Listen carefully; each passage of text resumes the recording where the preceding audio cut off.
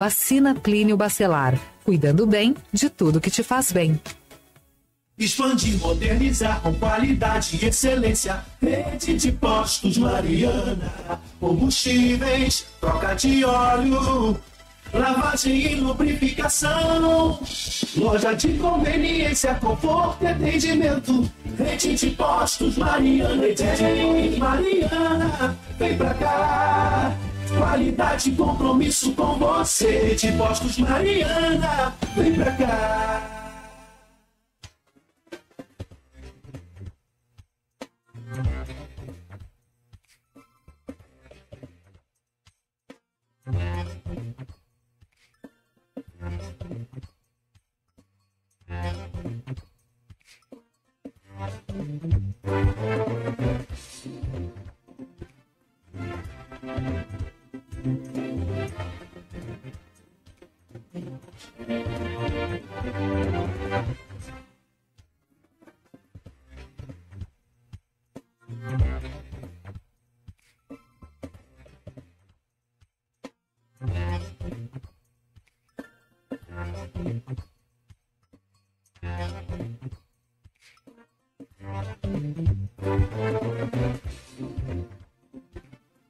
Oito horas, 3 minutos em Campos, de volta com o Folha no Ar, ao vivo aqui pela Folha FM 98,3, também pelo Face, pelo YouTube, pelo Instagram. Você confere este programa daqui a pouco em podcast, todos os aplicativos, tocadores aí de podcast, você pode ouvir este programa, tem só a edição desses intervalos, essa coisa, então você vai ouvir o programa completo lá, também e sem intervalos, no Spotify, Deezer, todos eles, SoundCloud, em todos os aplicativos. Também pode dar o comando aí, Alexa, ouvir Folha FM, para ficar aí na sua companhia durante todo o dia. Mas o que? Tem também os aplicativos de rádio, o aplicativo exclusivo da Folha FM. Logo mais, reprise na Plena TV, que também é do Grupo Folha da Manhã de Comunicação. Voltamos ao vivo. Campos segue com previsão de calor para hoje, tempo bom, com temperatura e elevação. A máxima em Campos hoje é de 36 graus, a mínima 24. Agora aqui no centro da cidade faz 28 graus, 8 horas e 5 minutos, já com 28. Então vai se preparando aí, porque hoje tá mais um daqueles dias, hein? Bem calorão, com sol brilhando forte, com céu claro, né? E a previsão também de vento, aí ajuda a aliviar um pouco esse calorão. No programa de hoje, tendo o prazer de conversar aqui com Pedro Duarte, é vereador no Rio de Janeiro, é do Partido Novo. Está com a gente aqui falando sobre a sua experiência lá naquela Câmara, tem uma agenda hoje em Campos.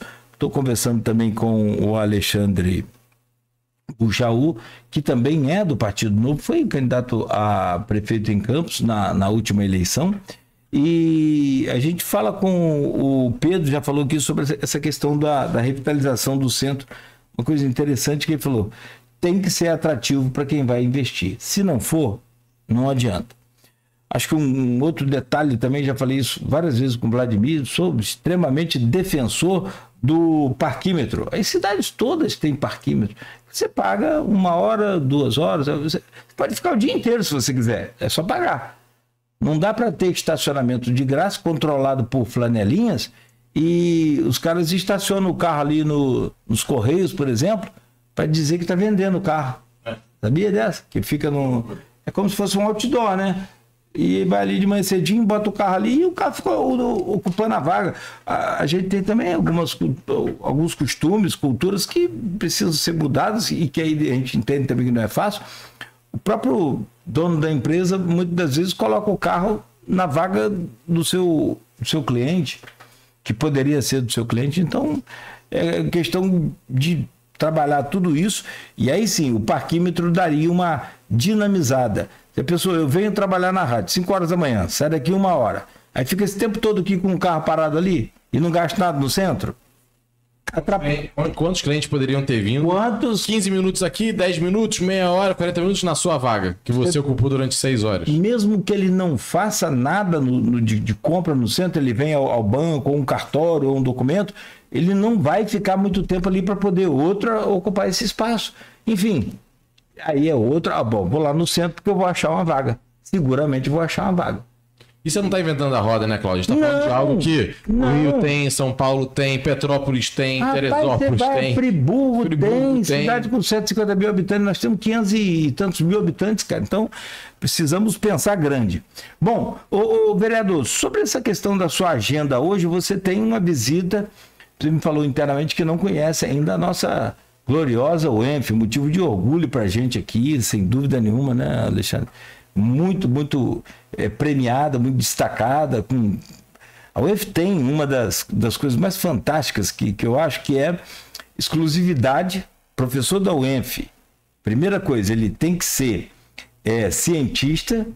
E segundo, agora abriu, né? Mas os fundadores, todos eles, foram e são cientistas e é professor exclusivo da UENF. Ou seja, só trabalha na UENF, não pode nem abrir um comércio, não pode nada, é só o UENF, fim de papo. O mais interessante da UENF, Cláudio, é você ouvir as histórias de vida que foram mudadas, histórias dos alunos que foram mudadas. Sim. Ah, não tem dúvida. Eu conheço histórias de alunos que saíram da roça mesmo, lá de Morro do Coco, de regiões de dificuldade financeira aqui, grande. Um parceirão nosso aqui tá na Alemanha agora, até teve com a gente aqui recentemente, falando sobre sociólogo e professor da UENF também, Roberto Dutra. Sensacional. Eu tenho várias histórias. Ele é de Peão, interior de Morro do Coco. Só. Tem várias histórias incríveis de pessoas que tiveram as suas vidas transformadas pela UENF. Então, para Campos, a vinda da UENF foi um ganho imensurável. Eu acho que vai destravar Campos tem um karma, né?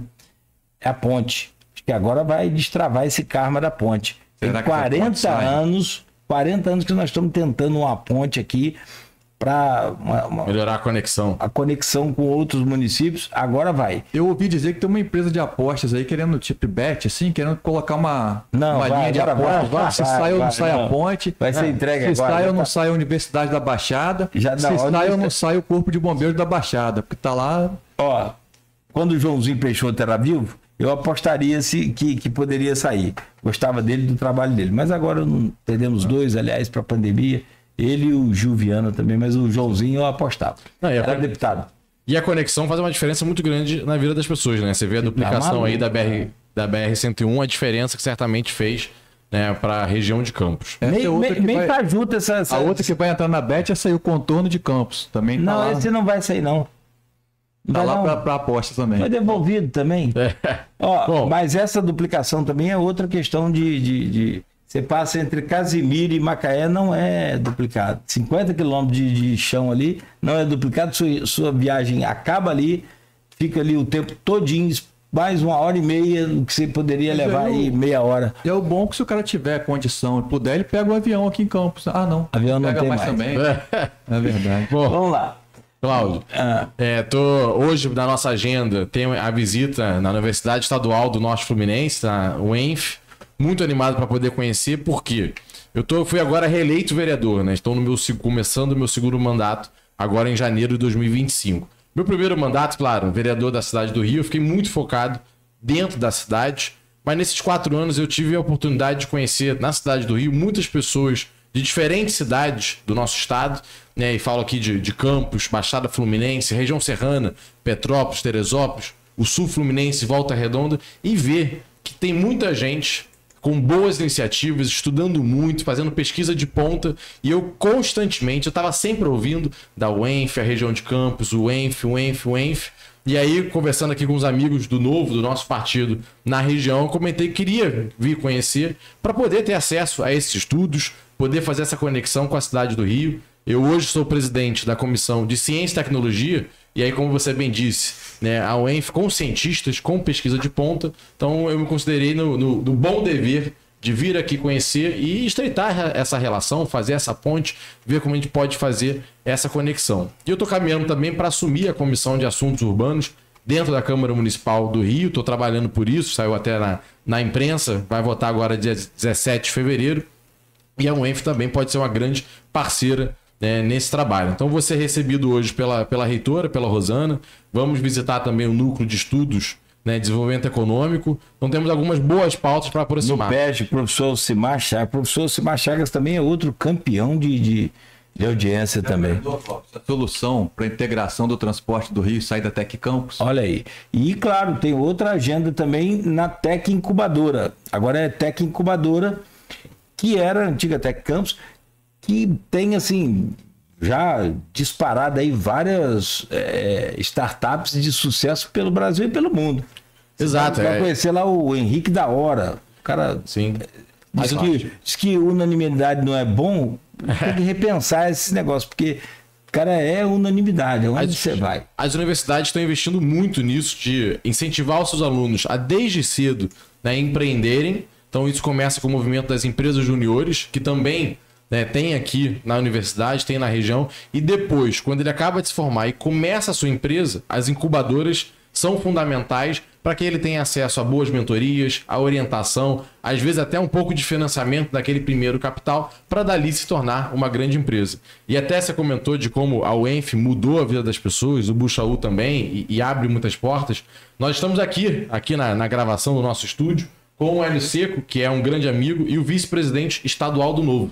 Ele é cria da UENF, fez a graduação aqui e hoje ele tem uma empresa de consultoria ambiental que trabalha, inclusive, muito na região. Ele tem uma base em Macaé, faz serviços aqui em Campos, em Macaé e cidades do entorno. Então tá aí um caso de uma pessoa que a graduação, né, estudar na UENF, mudou a vida e empreendeu a partir disso. Né, e certamente, eu não sei se na época já tinha, né, uma incubadora, mas é algo...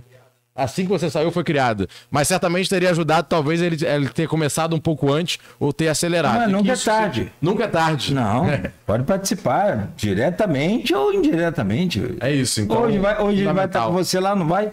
Vai, o Hélio vai com a gente lá. Da hora, pronto. E nesse, você sabe que quem esteve aqui comigo há um tempo atrás foi o Maurício Guedes. Maurício Guedes, ele é fundador, criador do Parque Tecnológico, eu acho que é da Universidade Federal do Rio. Tem quase, só estou na dúvida, se é o EJA ou o FERJ. Estou na dúvida.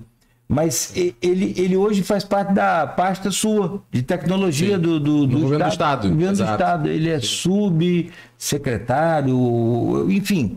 Ele conversou com a gente aqui, eu falei, cara, qual um lance que você pode perceber e falar para a gente aqui sobre campos, para desenvolver, porque tudo que a gente quer é crescer, desenvolver, gerar emprego, desenvolvimento, é o objetivo das cidades. Né? E aí, qualidade de vida. Isso, melhorar a vida das pessoas com renda, né? Sem renda não vai. Não adianta. Aquilo que você falou, só é atrativo para quem vai investir, ou seja, só é atrativo para quem vai ganhar. Quem não vai ganhar não tem por que morar aqui, né? O prefeito de Sorocaba viralizou aí na internet, aí, com aquilo, não sei até onde vai, mas está lá. Enfim, e ele diz o seguinte, o campus precisa fazer para crescer, dialogar com a UENF, dialogar com a academia. Foi a dica dele, eu acho que você vindo fazer isso está no caminho certo, acho que é por aí, dialogar com quem tem solução para os nossos problemas. Sim. Como o Alexandre falou, a questão do transporte público, por exemplo, quem sabe não pode sair de um aplicativo, de uma startup dessa. Feita e apoiada na incubadora, desenvolvida pela universidade, pelos alunos da universidade e criada dentro de uma incubadora, faz toda a diferença. Tem gente que critica, mas eu sou muito fã dos números. Eu acho que números, eles apontam caminhos que você pode, no mínimo, não cometer os mesmos erros. No mínimo. E o Alcimar vai te mostrar números lá muito impressionantes. Ótimo. Produção agrícola, Campos pede, inclusive, aqui para São João da Barra e para São Francisco. Temos um potencial muito grande para ser explorado melhor. 1.500 quilômetros de canais. Tinha que levar ele para conhecer esses canais também. Levar ele para pescar no Canal das Flechas. Para o Canal das Flechas, uma coisa dessa aí. Para você entender. 1.500 quilômetros de canais artificiais. Sim. Nenhuma cidade tem isso na América Latina, não tem, né? É a maior obra que existe por aqui. Então, potencial a gente tem. Ô, vereador, vamos falar de política, para a gente caminhar para você começar a cumprir sua agenda lá. Claro que a visita aqui também é de cunho político. Estamos já em vista. Acabamos agora a eleição de. Bicho, não tem refresco, né, cara? Acabou a eleição agora. Mas essa eleição de 2024, de repente até de 2022, já tem desenhos traçados para de 2026. Isso é absolutamente comum. O Eduardo, por exemplo, é um desses desenhos de 2022 para 2024. Ele não viu governador em 2022, foi uma estratégia para 2026. Sim. Não foi? Com certeza. Então vamos lá. Como que está o Novo aqui no estado do Rio? Você naturalmente deve pleitear alguma vaga dessa aí. Não sei se deputado federal, tem para deputado federal, estadual, senador, governador, vice-governador, presidente da República e vice-presidente da República em 2026, né? Faltou ninguém não, né? Como é que está o Novo no estado do Rio? E aí eu trago aqui para a nossa região, região norte. O Novo está crescendo bem no estado do Rio de Janeiro. Nós somos um partido pequeno, recente, né? O partido foi fundado no final de 2015, disputa a sua primeira eleição em 2016. Então eu, agora no meu segundo mandato, sou o mandatário mais antigo, o parlamentar mais antigo do Partido Novo no estado do Rio, para mostrar como um partido é recente. Mas nessa eleição agora nós elegemos 2 vice-prefeitos, o que nós não tínhamos, e só tinha eu de vereador, e agora nós somos 4. Elegemos também em algumas outras cidades e passamos perto de fazer 2 na cidade do Rio. Estamos mirando a eleição de deputado federal. O partido a nível nacional tem o governador de Minas Gerais, Romeu Zema, que é um cara super bem avaliado, foi reeleito no primeiro turno e é hoje um possível candidato presidencial.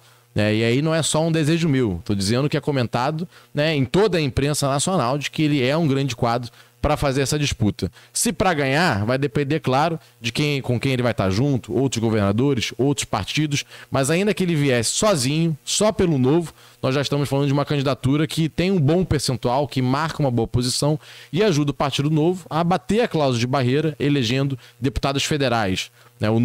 O Brasil aprovou essa cláusula, ou seja, os partidos muito pequenos, aqueles que não elegem o mínimo de deputados federais, eles acabam sumindo. O eleitor pode ver que partidos tradicionais, como o PSC, que elegeu, era o partido do Witzel quando foi eleito governador, o PSC já não existe mais. Foram vários partidos que acabaram. Então o Novo tem esse desafio de bater a cláusula de barreira, lançando candidaturas a deputado federal. E aí, por óbvio, eu acabei de ser reeleito, vereador na cidade do Rio de Janeiro, e hoje me coloco para ajudar o partido também como um pré-candidato a deputado federal, entendendo que nós temos um grande desafio pela frente, que não é simples, mas nada na vida é simples, né, Cláudio? A gente tem que correr muito atrás daquilo que a gente quer para poder trabalhar pelo nosso estado. O Rio tem a sua força como capital, mas o estado do Rio de Janeiro, se não tiver um interior forte, eu não vejo solução. Você vê Minas Gerais, tem um interior forte, São Paulo tem um interior forte, e o Rio de Janeiro também precisa ter um interior forte, não pode olhar só para a capital. Não, tem... Aliás, a força venha do interior, né, cara? A gente sabe disso. O Brasil, por exemplo, mais uma vez, o que tem de expectativa aí que pode ajudar a gente nessa crise toda, é o agro. Nesse momento é o agro, com expectativa de crescimento de 10%. Você tem projeções do mercado econômico aí dos especialistas para uma inflação que deve chegar a 5,5, 5,50, talvez para 2026 agora. Você tem dólar na casa dos 6, tem uma série de perspectivas aí muito ruins para 2026, mas o agro está lá de novo. E aí, falando de agro, trazendo a comparação que você fez de Campos com as outras cidades do interior aqui, em termos de produtividade agrícola, quando você compara o estado do Rio de Janeiro com São Paulo, é uma covardia em produção agrícola, mas comparar com Minas e comparar mesmo aqui com o Espírito Santo, que é o primo esquecido aqui da região sudeste, o estado do Rio de Janeiro, o interior do estado do Rio de Janeiro perde muito em produção agropecuária. Então a gente tem um potencial muito grande para desenvolver no estado, tornar o estado mais forte. O Espírito Santo tem uma produção agrícola 2 vezes, Cláudio, maior que a do estado do Rio de Janeiro. Então imagina o Espírito Santo, vou repetir, tem uma produção agrícola em PIB, em número de valores, 2 vezes maior que a do estado do Rio de Janeiro. Então esse é o tamanho do nosso desafio. Você conhece a história do Espírito Santo? Eu conheço. Morei lá. Tive a oportunidade de morar quando ele estava quebrado, falido. Igual nós estamos hoje. O estado do Rio hoje é um estado quebrado, falido. Paulo Artung ali, né? Paulo Artung. Que não foi lá grandes coisas. Aliás, ele foi muito criticado. Era muito criticado naquela época. Porque todo prefeito de Vitória... Aqui Vitória fez o quê? Rapidinho. Vitória separou. Você tem Vila Velha, Viana, Cariacica, aí vem Serra e vai embora. Aí você pega, esse é a grande Vitória. Esses municípios se emanciparam. Vitória ficou com o quê? Ilha do Boi, que é conhecida Dubai, né? Só tem mansão, os caras só chegam lá de helicóptero. Praia da Costa, Camburi, ficou só com miolo, só com caroço. Tinha dia que eles barriam a rua, depois vinham com um caminhão lavando. Sim, para ficar chique. Então, brincadeira à parte, mas é bem isso. O Estado resolveu o seu problema fiscal, pagou o que tinha de pagar e começou. Hoje você vai ao Espírito Santo, foi no Domingos Martins agora, dia 1º de janeiro. Cara, para tudo que é lugar que você anda, os terrenos ou estão vendidos ou estão ocupados, ou estão vendidos para as grandes. O Espírito Santo é o maior produtor de picolé. O Espírito Santo tem fábrica de avião. E aí? Então a construção civil do Espírito Santo está bombando. A gente ficou muito para trás. O estado do Rio teve problemas sérios com alguns governadores presos e a coisa... E aí, Cláudio, você colocou a importância, né, de você botar as contas em dia, o que qualquer pessoa sabe dentro de casa, né? Eu não posso ficar vivendo de cheque especial de cartão de crédito, rolando cartão de crédito. E o estado do Rio de Janeiro, saiu agora o relatório, né, de todos os estados, do orçamento, o estado do Rio, né, do Brasil inteiro, é o estado, de novo, com o maior rombo. É o estado que vai ter o maior déficit, gasta mais do que arrecada. E é o que mais gasta. Depois de ter desperdiçado o recurso da privatização. Estamos falando aí de 14 bilhões. E aí a gente traz para a política. Porque aí qual é o papel do Partido Novo? O Partido Novo tem um papel que é duro, mas que é o partido que mais vira e fala: nós temos que entender que a conta tem que fechar no azul. A gente só pode gastar aquilo que a gente arrecada. Porque senão não existe dinheiro mágico, né, Cláudio? Dinheiro não surge do além. Aí ele vira o quê? Ele vira imposto, porque o governo precisa arrecadar mais para pagar. E aí, essa conta tem que ir para o bolso da população. Você vê essa tentativa de taxação do PIX. Né? O Novo é um partido de direita, Cláudio. Nós somos muito críticos ao governo. Você caiu nessa fake também? Não vou defender Lula, mas não houve taxação de PIX. Mas não era taxação. Não era taxação do era PIX. Fiscalização. Mas era o controle da maquininha. O controle da maquininha. Hoje, você tem a transação, o governo tem acesso à transação do cartão de crédito e das contas correntes. Isso já acontece com a gente. As maquininhas não tem, não. As maquininhas não faziam parte. E aí, quando a gente está falando do trabalhador informal, que fatura ali 4, 5, 6, 7 mil, mas essa não é a renda dele. É o faturamento da maquininha dele. Por que o governo federal queria, pela primeira vez, ter acesso às maquininhas? Poderia até ser, Cláudio, que não fossem taxar? Poderia ser. Agora, prometeram que não ia taxar a blusinha da China. Então, mas aí eu não vou fazer nenhuma defesa aqui de governo nenhum. Não tô aqui para isso, não. Tô aqui para te provocar. Não, vamos. Mas é isso. É porque assim... Roberto Dutra disse aqui, que é um pensador falando. Fake news é ruim, mas ela só tem vida em terreno fértil. E aonde foi o terreno fértil? Foi na taxa da blusinha. Um monte de deputado, o governo não falou, mas um monte de deputado de apoio do governo vivia dando entrevista e falando: não, o governo Lula não vai taxar a blusinha, não vai dar. E aí deu. Para quem não sabe, a taxação da blusinha é aqueles aplicativos de compra da Shopee, por exemplo. O fato é que, uma vez controlando a movimentação financeira, esse trabalhador informal, a gente pode estar pensando no ambulante, mas a cabeleireira, que às vezes é formalizada... não, aí já era. Aí foi para todo mundo. Aí ele vai pegar essa movimentação, vamos supor que a cabeleireira movimente lá 10 mil. E 10 mil não é que ela entrou 10 mil, não. Entrou 5, saiu 5, ela movimentou 10. Só que ela tem um gasto enorme com energia, com outras pessoas que ela contrata para trabalhar com ela, com os subsídios que ela usa para o funcionamento do salão. A Receita Federal vai olhar para aquela movimentação dela e falar: olha o seguinte, você recebeu 5 mil reais, você não declarou imposto de renda. E você tem que pagar o imposto de renda. Essa pessoa já está sendo tratada como uma sonegadora, como uma criminosa. Mas isso já acontece hoje. Mas se você não declara e você... Está sonegando. Está sonegando. Só que essas pessoas existem, elas estão no mercado informal e elas ficaram absurdamente assustadas com uma fiscalização mais ampla. Mas você é a favor da sonegação? Não sou a favor da sonegação, sou a favor de menos imposto. Posso até dizer que sonegação fiscal é quase que autodefesa, né? Legítima defesa. Mas... no Brasil é complicado, né? Mas você imagina essa pessoa ouvindo dizer sobre as taxas, temendo a Receita, e aí o próprio secretário da Receita vai para a TV dizer que não haveria taxação do PIX, haveria fiscalização maior do imposto de renda. Essas pessoas sabiam que o endereço eram elas. A comunicação errada, amigo. Lembra que eu falei para você da comunicação? Concordo, aqui é tudo. Vamos lá, me conta aqui. Teve só para te fechar essa parte da questão do novo, e a gente já partiu. Teve a eleição ontem, quero falar como é que vocês viram a participação do representante do novo disputando aí a cadeira de poder máximo daquele legislativo, do Congresso Nacional.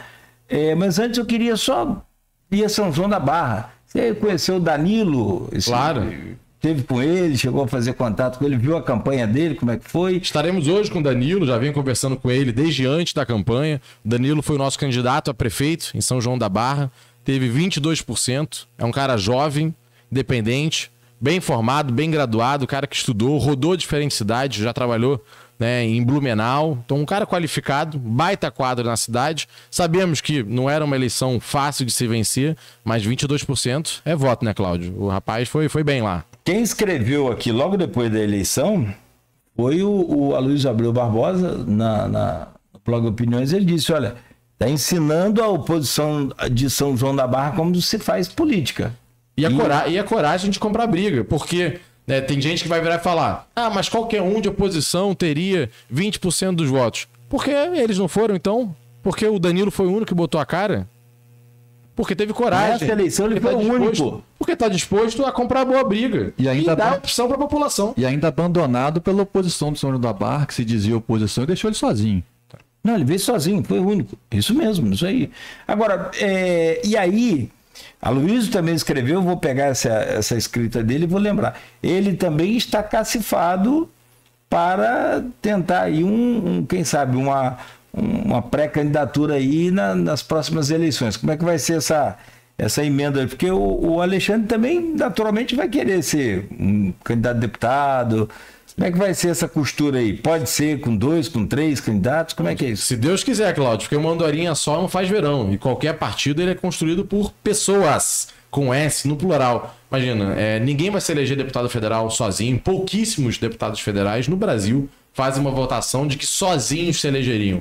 No nosso modelo, dezenas de pessoas concorrem a deputado federal por um partido. Estou falando aqui de 47 pessoas concorrendo juntas no mesmo partido, e o mais votado daquele partido é o que de fato se elege. Então nós precisamos, e isso eu falo pelo Novo, mas qualquer partido é assim, nós precisamos do Buchaú, candidato, precisa eu candidato, Danilo candidato, todo mundo que puder ser candidato, e aí vamos para uma disputa justa. E o melhor posicionado é aquele, Fernando Loureiro não seria um bom candidato? Um baita quadro, mas aí tem que ver se ele topa. Mas é um baita quadro, é isso. Convite ao vivo já, ficou rindo. Convite ao vivo feito, hein, Fernando? Ficou meio vermelho agora. O pai dele tem influência, e ele tem, enfim. Cara, porque assim, o desempenho de uma eleição também, ele não é só questão de marcar território. Você precisa também marcar território. Você tem que...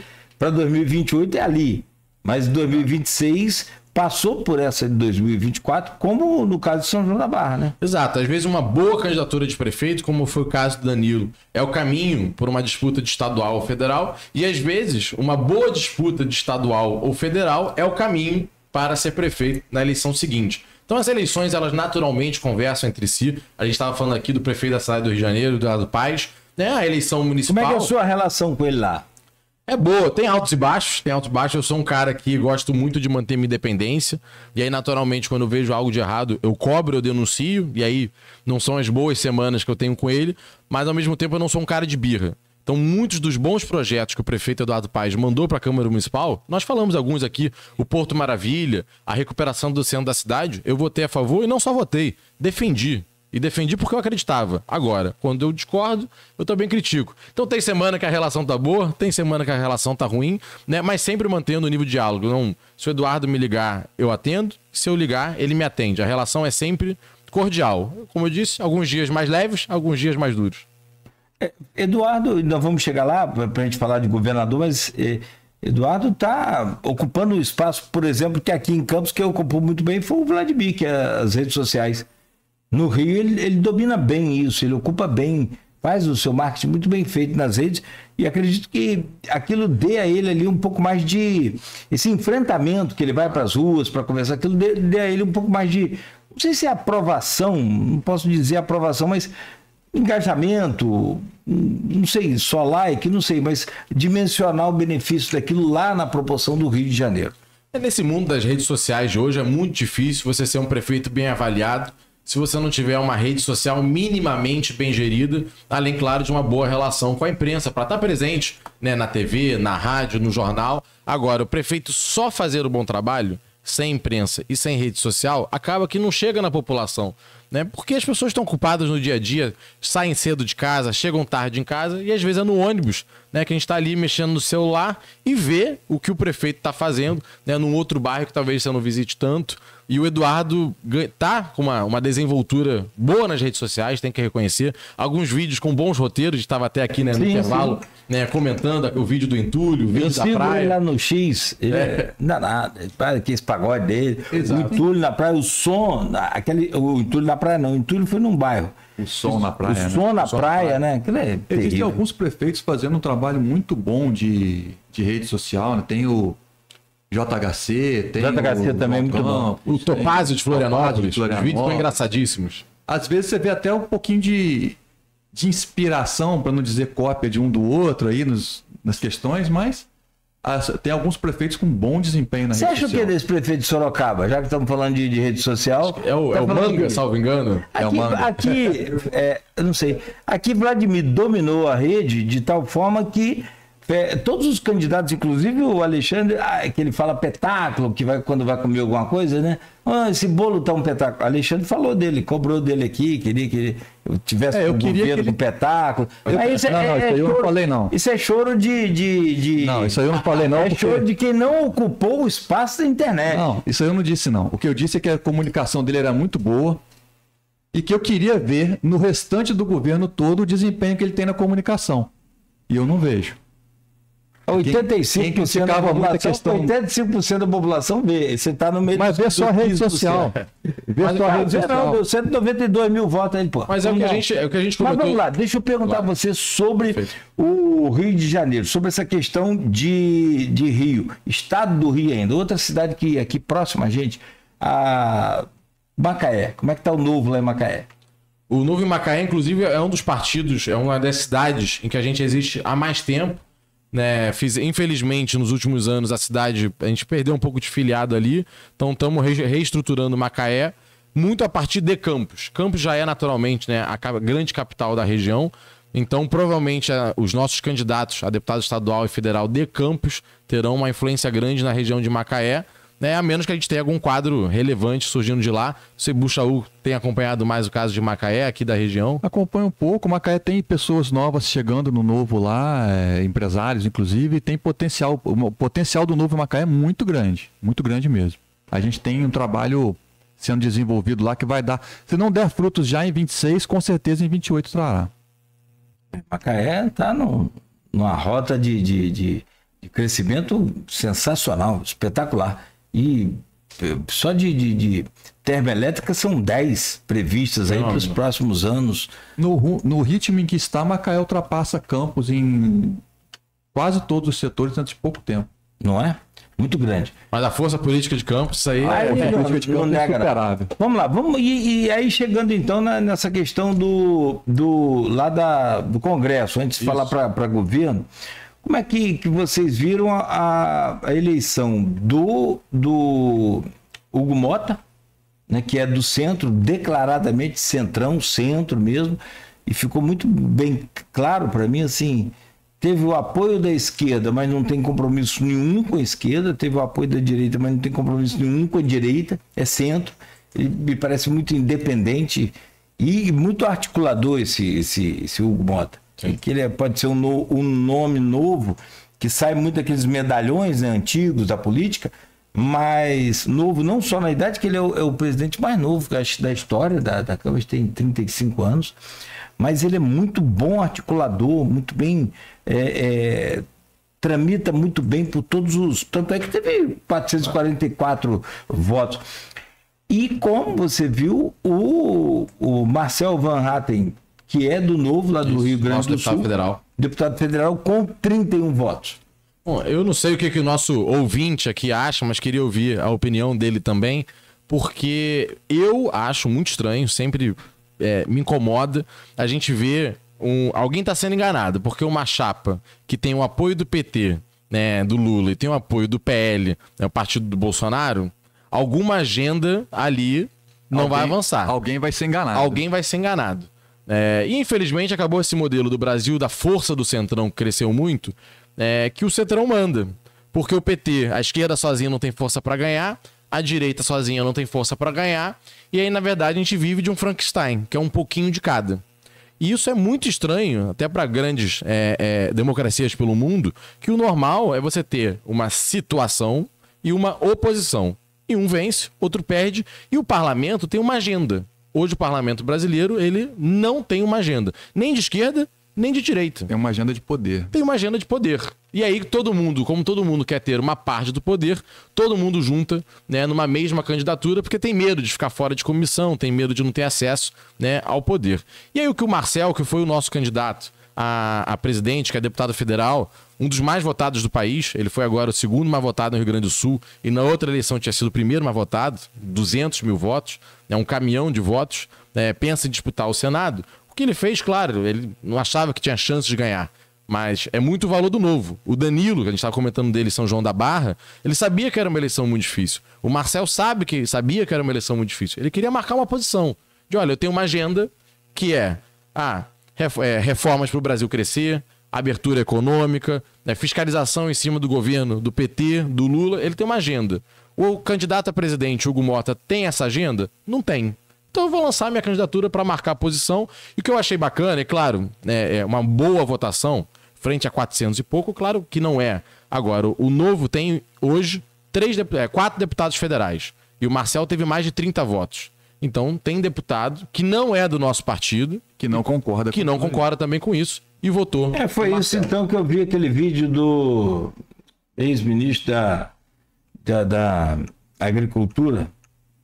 Hoje é deputado federal por São Paulo. O Arnaldo Jardim, não? Não, foi ministro da Agricultura de Bolsonaro, rapaz. Meu pai, esqueci o nome dele. Fale o nome dele aqui. Bom, é sempre um prazer também assistir o Marcel na tribuna, né? Não sei se você já teve oportunidade, Cláudio, de assistir o Marcel na tribuna. Não me lembro. Faça essa experiência. Fala muito bem. Isso é bom. O governo do estado do Rio de Janeiro. Temos hoje algumas peças já sendo movimentadas. O Eduardo Paes, inevitável, natural. O próprio presidente da Alerj, que inclusive deve ganhar também a reeleição agora com o apoio da esquerda e da direita, que é o Rodrigo Bacelar. Sim. Não tem nenhum depoimento dele falando que ele vem. Aliás, ele falou que no embate com o Eduardo, ele falou que não queria ser candidato a deputado. O sonho dele era ser Tribunal de Contas do Estado. Conselheiro do Tribunal de Contas. Até brinquei na época, meu sonho também, né? Mas vamos lá.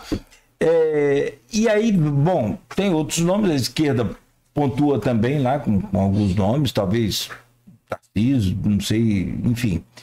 Mas esses nomes que estão movimentando agora suas peças, já para tentar talvez uma articulação e uma montagem de um grupo forte para a eleição de 2026, além desses dois, alguém do Cláudio Castro, que eu também não sei se termina esse governo, tem uma série de processos contra ele aí. Se caçarem a chapa do Cláudio Castro e do Pampolha, o Rodrigo Bacelar vira governador. Vira governador. Isso é natural, né? Eu não sei se aí teria outra eleição, se teria... Não, como já está, salvo engano, nos últimos 2 anos, aí não vira mandato tampão. Já tampão. Então, quem sabe? Como que você está... Eu pergunto você, naturalmente, o Novo está se posicionando nesse tabuleiro? Já começou a se mexer? Como é que está? Vamos lá, na minha opinião, também se desenha para ser essa disputa hoje do Eduardo Paes, prefeito da capital, né, e o Rodrigo Bacelar, que hoje deve ser reeleito presidente da Alerj, tudo caminha para isso, que é aqui de Campos. E os dois negam, né? O Eduardo Paes, na disputa, na reeleição de prefeito, deu várias entrevistas dizendo que não seria candidato a governador, mas quem acompanha a política, quem fala com os interlocutores, sabe, né, que hoje ele constrói essa candidatura. E aí, do que eu ouço, a mesma coisa do Bacelar. Nega oficialmente. Se não fossem candidatos, não teriam necessidade de negar, né? E aí tem os representantes que, na verdade, falam em nome deles e tentam construir essa candidatura. Parece até que talvez a gente tenha um repeteco da disputa de 98, César Maia, prefeito muito bem avaliado da capital, disputando na época contra o Garotinho, né, que tinha sua base a partir de Campos. Me parece um pouco essa comparação agora, né, do Eduardo e do Bacelar, né? Um pouco a força do interior, né, versus um bom prefeito bem avaliado de capital. O Novo vem acompanhando isso de perto. Naturalmente, para a gente tem um grande alinhamento nacional. Então, o Eduardo vai ser o palanque do Lula, o Eduardo Paes. Tudo sinaliza que sim. Ele tem uma proximidade grande com o presidente Lula, o que afasta muita gente do Partido Novo, porque nós somos, né, de oposição ao Lula. Se ele for o palanque do Lula, nós não podemos caminhar juntos.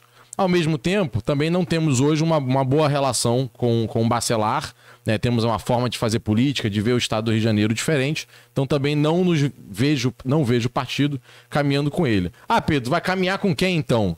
Eu nunca vi uma eleição de governador que só tivesse 2 candidatos.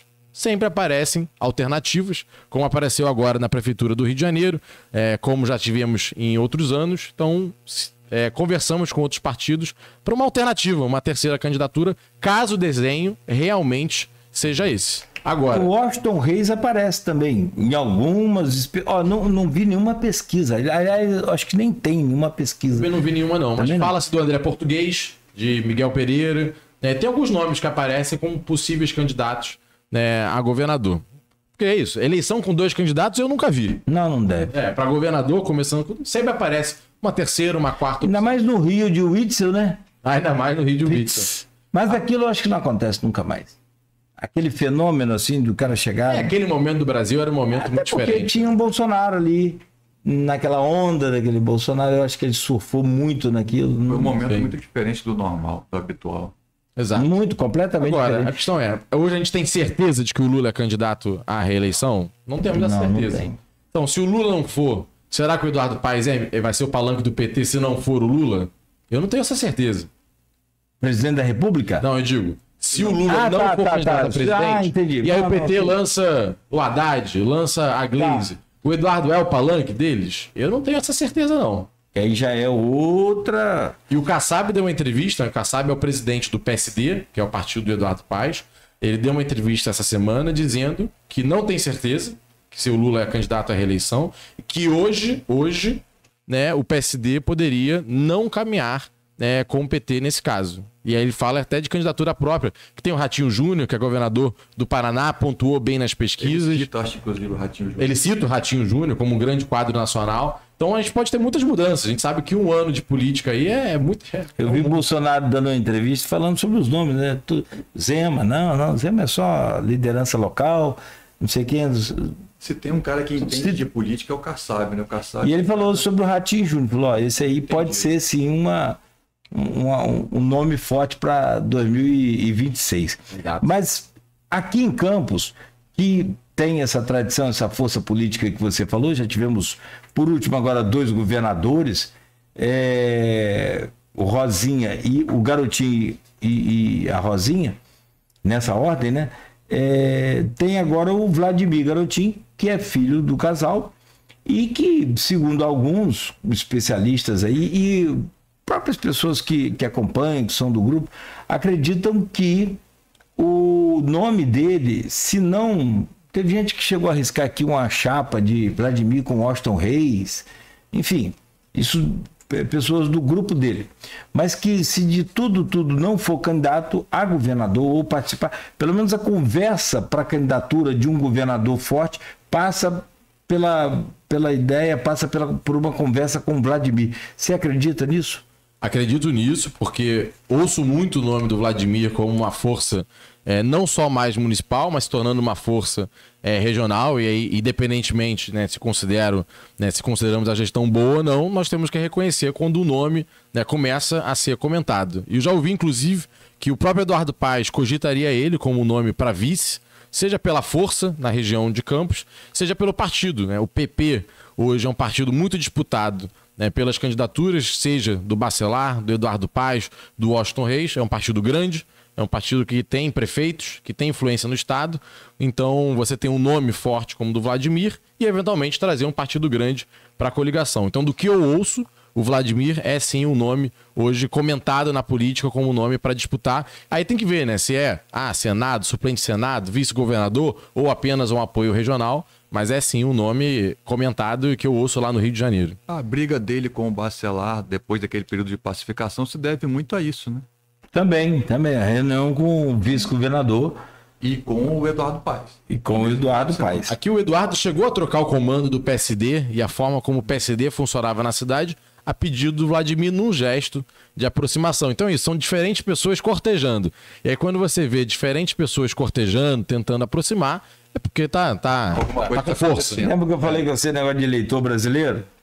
Eu falei aqui antes, internamente. Dá uma pesquisa agora. Ó, quente aí. Lula bate Tarcísio, Gustavo Lima. Caramba. É o que chega mais próximo de Lula no segundo turno. O Gustavo Lima? É. Esse Brasil não pode ser um país sério, né, cara? É impressionante isso. Não pode ser um país sério. Não pode ser não pode. Que loucura. Bom, aqui, fechamos aqui. Tem uma mensagem para você aqui, vereador. Henrique da Hora. Henrique da Hora é parceiro da gente.